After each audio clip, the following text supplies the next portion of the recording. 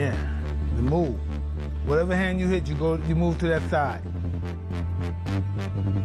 Left hook, boom! You gotta think of throwing punches. Your job is to throw punches. A dog with sheep, it will become a sheep.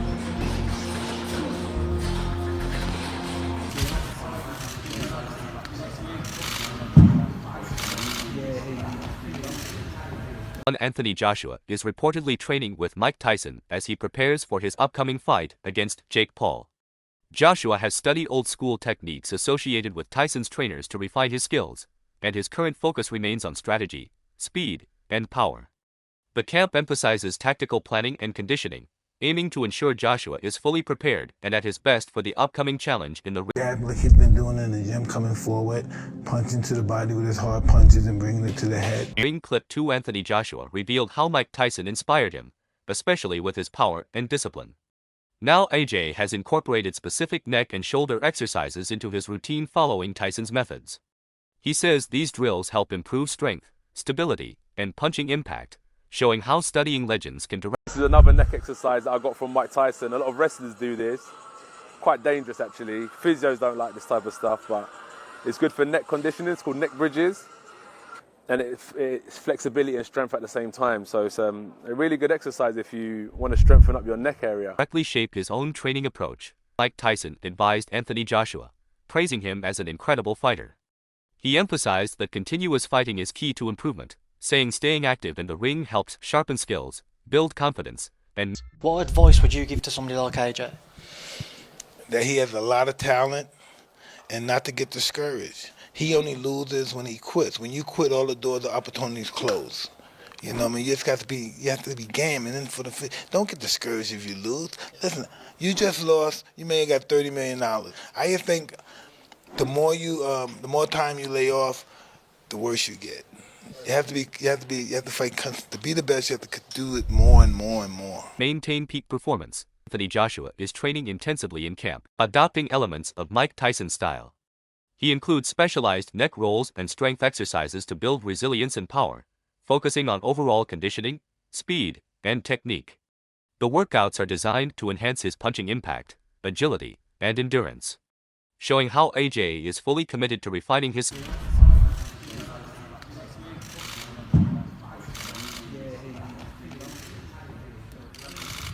Whoa, my physio's looking at me like, what the fuck? I can see you looking at me like, fuck, please don't fuck me. Hey, if it goes, at least you're here anyway.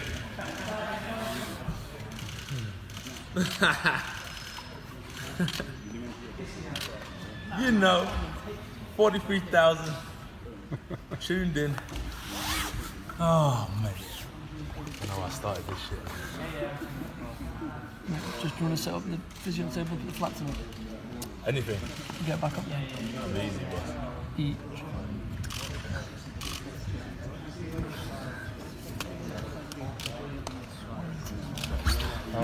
Showtime sent me a lovely picture of me, the donkey and microphone interviewing Anthony and you. Eddie skills and dominating in the ring. Clip 5 Eddie Hearn has made it very clear that he believes Anthony Joshua would defeat Jake Paul if the fight were to happen.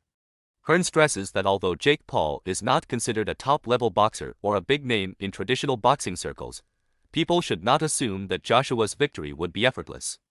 Hearn points out that Joshua has a history of defeating formidable opponents, including Francis Ngannou, who is an elite fighter in his own right. The comparison is important because it highlights that Joshua's wins are a result of his skill, preparation, and discipline rather than simply facing weak or untrained opponents. Hearn emphasizes that Joshua trains rigorously and has a combination of power, technique, and strategy. Jake Paul, Anthony Joshua, 50-50 fight. What do you make of that? Yeah, I just said in another interview, great if it is. I mean, if it is, then you've got no problem seeing it. But when AJ, I mean, decapitate's a strong word, but you know, when he renders Jake Paul unconscious like he did to Francis Ngannou, don't then say, oh well, it was Jake Paul. Do you know what I mean? I mean, when AJ beat Francis Ngannou, Ngannou just had a fight that could have gone either way with Tyson Fury. Then AJ poleaxed him, and everyone just said he's just an MMA fighter. Do you know what I mean? Jake Paul's not Francis Ngannou. But as I said before, if you want to see Jake Paul exit the boxing world, make the fight. Strategy that allows him to dominate fighters at every level. Clip 6. Make the fight. Nigel Benn expresses concerns about the effect of entertainment-driven fights on professional boxing. He believes that when celebrities or social media personalities enter the ring, it creates a situation where traditional boxers who dedicate their lives to training and competing at a high level do not receive their fair share of financial reward. Ben points out that the pay for real competitive boxers is often modest compared to the massive sums offered in crossover events that generate public interest and viral attention. These kinds of spectacle fights draw huge audiences and sponsorship deals, which translate into very large paydays for participants who may not have the same level of experience or skill. Ben argues that this trend could be harmful for the sport. I want to ask you, bit of rumours around today, Anthony Joshua and Jake. No. I'm not even really entertaining that. It's just not. Being a two-time heavyweight champion of the world, it's I don't know, YouTubers. I'm not really into all them influencers coming in there, and there's like some boxers that really work their butt off, don't get paid like what these guys are getting. And Anthony Joshua being a former world champion should be fighting like someone in the top 5, top 10. So I really got much time to talk about that. Not Do you think it's interested really. bad for boxing? Well, not bad for boxing. If people want to pay to watch it, then who am I? I'm just giving you my opinion. Who's not worked his way through the ranks to earn that shot at the former world champion? No, not at all. Australian boxing. Who are you a fan of? Obviously got good fighters out there. Joe's my type of fighter. He's very spiteful, and it's just another level, really. I don't think there's no better cruiserweight around. Joe's the man. Sport because it undermines the efforts of professional boxers who have spent years honing their craft. Clip 7. Adola highlights the financial perspective of the Anthony Joshua vs. Jake Paul fight. From Oladipo's point of view, it would be unwise for Joshua to reject such a lucrative opportunity, as the earnings could approach $100 million. For a fighter of Joshua's caliber and experience, the challenge posed by Jake Paul is minimal compared to the reward, making the fight a very low-risk, high-reward scenario. Oladipo stresses that this kind of financial windfall is rare in boxing, even for top-level champions, and taking advantage of it is a smart career move. He argues that Joshua is in a position. Get it, right? If someone knocks on your door and says, "Do you want to fight Jake Paul for 100 million?" You're like, you'd be stupid to say no. No, I don't want that 100 million for what would be and will be and should be easy work for AJ. Like, well, why are you going to turn down 100 million? AJ should and could, more should, knock out Jake Paul in a round.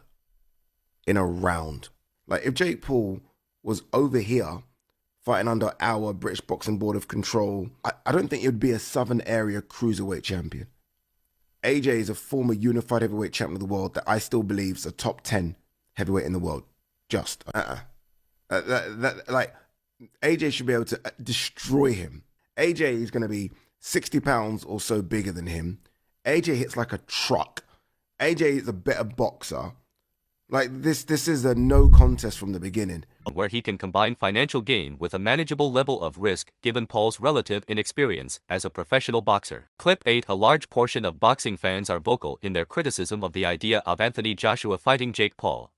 Many fans feel that this matchup represents the biggest mockery of professional boxing, as it pits a seasoned heavyweight champion against a social media personality who lacks experience in traditional boxing circuits. Fans worry that Joshua's decision to accept the fight with Paul may prevent him from pursuing a potential bout with Tyson Fury, a more legitimate and challenging heavyweight opponent. For these critics, the fight appears to prioritize financial incentives over the sport's competitive and historical integrity. Social media and forums are full of discussions highlighting frustration with the mismatch.